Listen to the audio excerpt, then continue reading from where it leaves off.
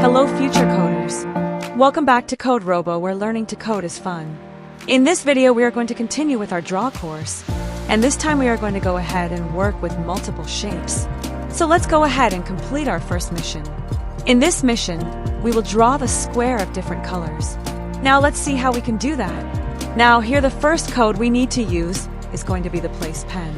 This time you can see we have a new block code pick color, which is going to give a color to each and every shape. So here this is having a red faded line. That means the square is going to be of a red color. Then we are going to use move forward. And as you know, you can just check how much steps do you need to take by zooming it in.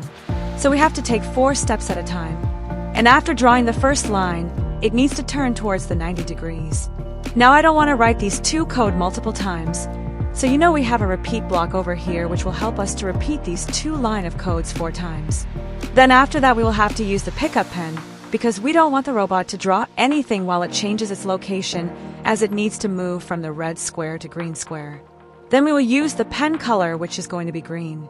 Then turn right by 90, which is going to help the robot turn. After that, move forward 4 steps ahead. Then we are going to again use the place pen followed by move forward 4 steps ahead. Turn left by 90, and we're going to use the repeat block followed by changing it to 4. Now let's click on the green button and see, do we get the expected output? So you'll see with the help of loop, we were able to repeat the code. Now once it is done, it's going to make sure that it picks up the pen, change it to the 90 degrees, uses the green color. You can also use the pen color later on once you change the location of the robot. It's totally up to you. And yes, we have completed our first mission. Hope you like this video. I'll see you in the next one.